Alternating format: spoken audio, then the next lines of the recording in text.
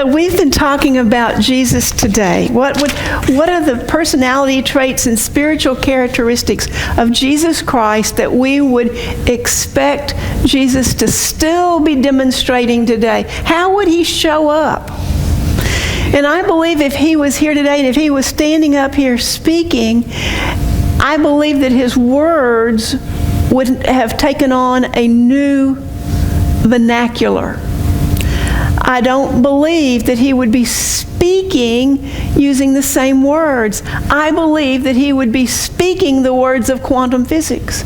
I believe that he would be speaking the words of psychology. He would be talking about be peace, the connection practice. He would be talking about the Q effect.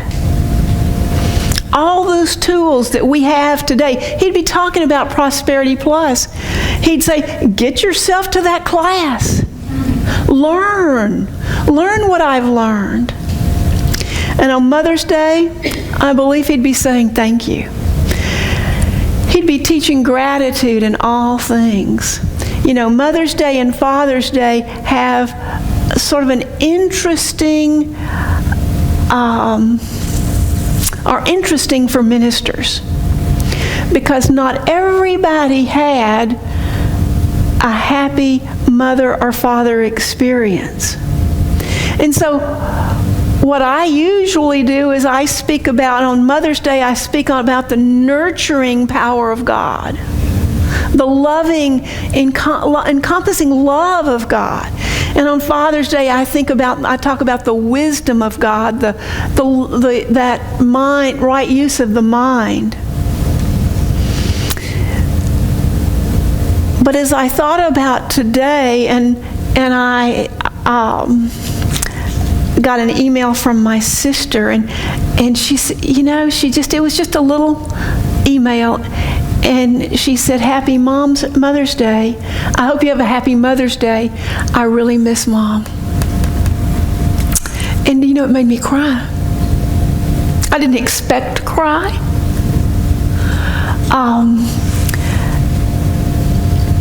But I thought back, and of course, in hindsight, when you look back across time, even the things that you thought were probably not so great at the moment, you see that they were done with love. And in the case of my mom, she told me one time that she had never experienced fear before she had children. That the fear came in that she would not be able to protect us. I found a picture of my mom with somebody standing next to an open cockpit airplane. Here's my mom that was afraid of heights. And I'm thinking, what is it? And I asked her, I said, is that really you? And that's when she told me, she said, yeah, I used to do all sorts of things and never think a thing about it. But when I had your sister, and then when I had you, I didn't want anything to happen to you. I didn't want you to fall down. I didn't want you to eat something and get a stomachache. And so a lot of times I believe that there were times when my mom said, don't do that, when she was saying it out of that concern about the 1% of things that could happen.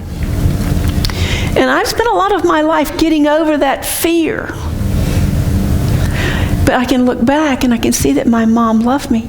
And so I know that if Jesus were standing here talking, he would be telling you, whatever your mom's story is, as good as it is or as bad as it is, to give thanks, to be thankful. He demonstrated that power of gratitude over and over. There are lots of stories about gratitude in the Bible. One of the stories was not Jesus giving gratitude, but it was about the lepers. Do you remember him healing the 10 lepers? And do you remember what happened after he healed them? Anybody tell me? Only one thanked him. Only one thanked him. One came back and thanked him. What do you think they were? The other 9 were thinking? About themselves. One of them maybe waited to see, is this cure really real? Maybe one of them thought, well, let's see if this lasts. And maybe one of them thought, oh, I didn't have leprosy to start with. One might have said, oh, well, I would have gotten well anyway. One went to give glory to the priest, maybe. Maybe one said, he didn't really do anything. Or anybody could have done what he did. Or I was already a lot better. We've all had those situations in our life where we've prayed and something's happened and we've sort of dismissed that correlation. There are lots of jokes about it. Can't think of one offhand, but there are jokes about, well, God, I'll do this if you do that, and then, oh, you didn't do anything. The other story that I thought about was the story that we did a whole 7 weeks on the story of Lazarus, and when Lazarus was dead, and when Jesus got there, he said,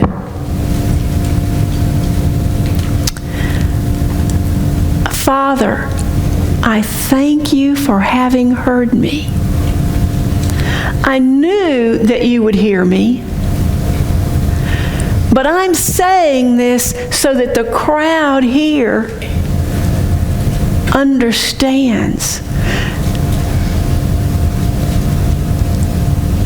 And then he said, come out.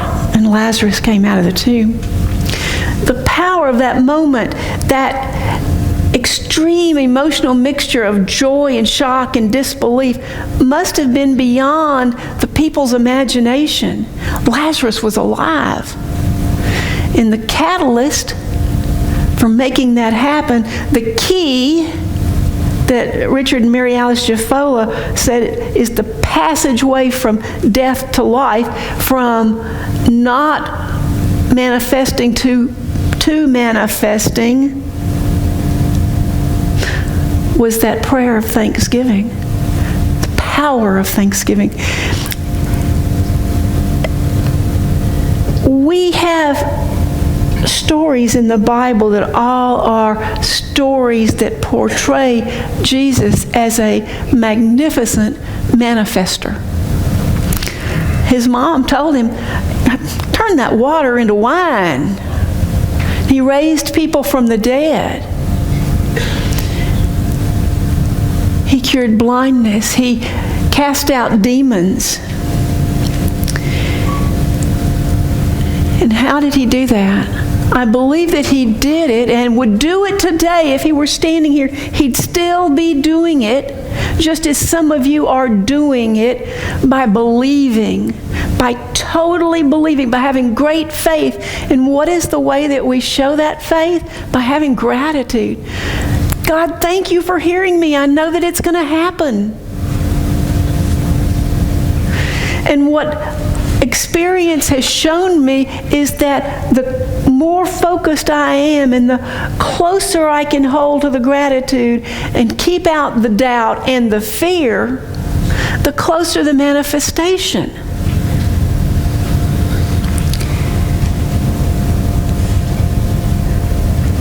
Giving thanks in advance is showing our faith, showing what we believe. Giving thanks afterwards is just good manners.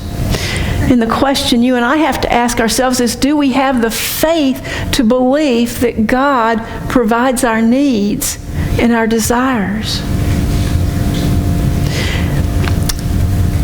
Poor Rob's sitting back there and he is not feeling so great. And I'm sure he's sitting there saying, oh, how do I give thanks for that?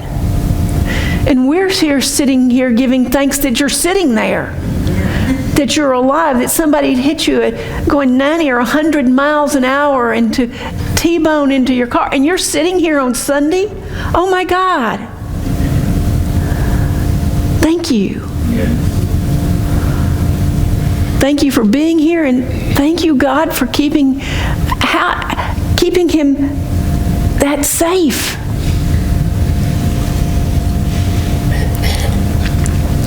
Zig Ziglar, who was a motivational speaker, always said, the more you are thankful, the more you're thankful for what you have, the more you will have to be thankful for.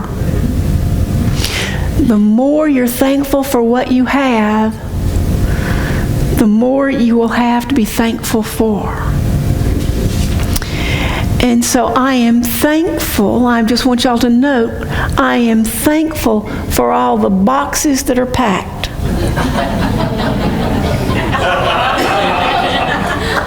I am thankful for all those boxes. I don't mind walking around them. I am thankful for them, and I see them multiplying come Saturday morning. You know, even animals can be thankful. One day a cat died and went to heaven, and there he met God himself, and God said to the cat, you've lived a good life. Is there any way that I can make your stay in heaven more comfortable? Let me know. And the cat thought for a minute, and he said, well, God, all my life I have lived with a poor family and had to sleep on a hard wooden floor. And the Lord stops the cat and says, say no more. Say no more. And here's a wonderful fluffy pillow. A few days later, 6 mice are killed in a tragic farming accident, and they go to heaven. And again, there's God to greet them and make them the same offer. And the mice said, well, all of our lives we have been chased. We have had to run from cats and dogs, and we're tired of running. And God said, say no more. And there they had roller skates.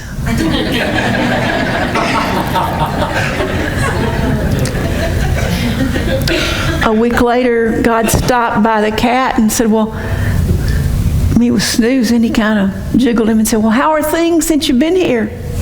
And the cat yawned and stretched and replied and said, oh, it's wonderful here, better than I ever could have imagined it.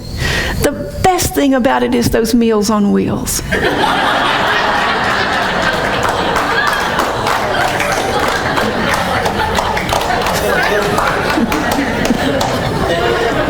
In all things, give thanks.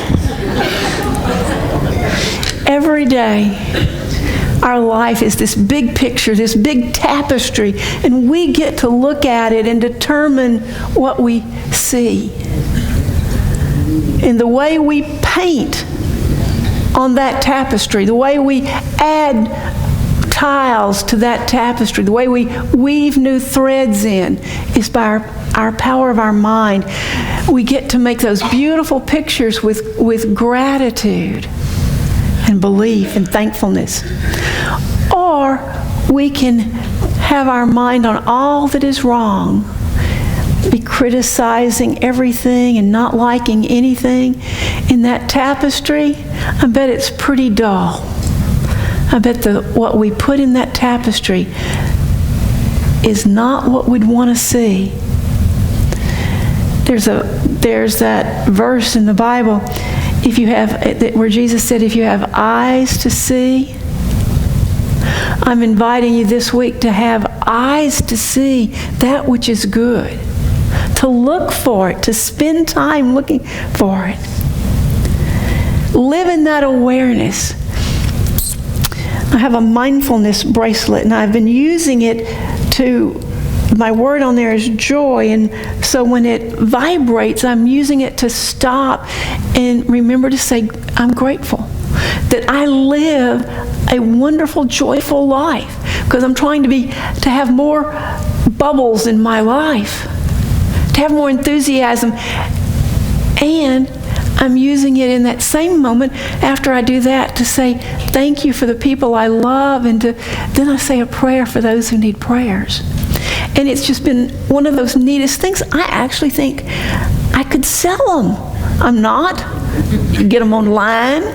But it's a great idea. I can't tell you how it's lightened my mood, just that idea of 12, 14 times a day to say, oh, in this moment I look around and I think, yeah, I'm all right. I'm standing up or sitting down, the computer's working, the life is good. I just pause to be aware, because no matter what happens when we get caught up in that, life would be perfect if. Now, do y'all know that? Does anybody know that? My life would be perfect if I had a new job, if I had a new car, if I had a new house, if I had a new body, if I had, we could fill it in. Our life, the church could fill it in. Our life would be perfect if we had a new tenants to rent space in our building. I could be so focused on that I don't pay attention to the fact that we have a new building we're moving into. And if I get all worried and upset and afraid that we can't pay our bills, what does that do to the flow? Stops it. So when I sit here and say, when Barbara, at the end of the service, when she blesses that offering and we know that it's expanding, I just see that, I vision the day that the offering comes back, that those baskets are heaped up. I don't see them ever see them being empty. I always see them heaped up and running over, and I say, thank you. Thank you, God. Gratitude is a mental and emotional thing.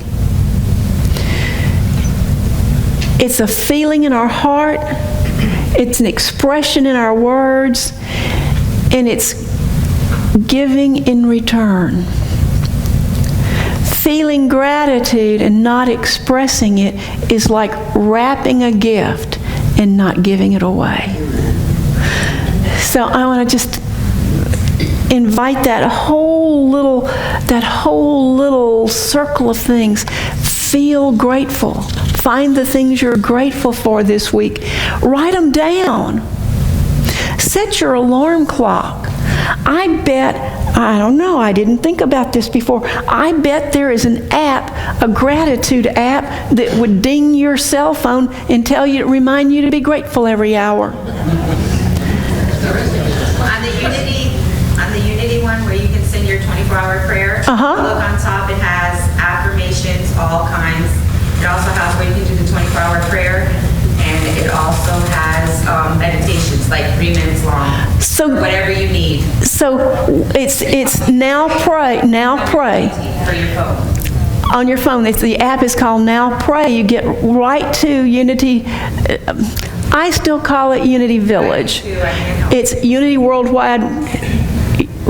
Unity World Headquarters, I think, is their new branded name.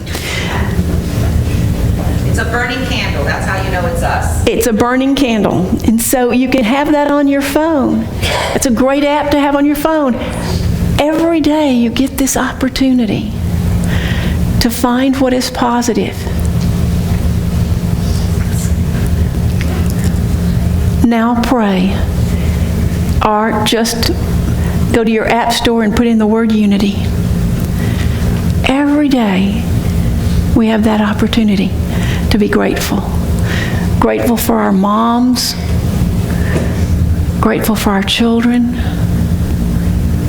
grateful for our neighbors, grateful for the people that stepped in our lives to provide nurturing. And sometimes that happens in ways that we don't expect, or it happens so regularly that we stop paying attention to it. So it's Mother's Day, and I want to say Hallmark has made a wonderful holiday out of Mother's Day. I was so shocked at Publix yesterday, seeing the flowers and the cards. I happened to go at 2 different times, and you could see that they had been well bought. We shouldn't have to have a Hallmark day to say thank you. We shouldn't have to. It's great that we have a holiday that's called Thanksgiving. But I would like to encourage you to make every day a Thanksgiving, every day to be a day of gratitude. And I hope you all have a wonderful Mother's Day.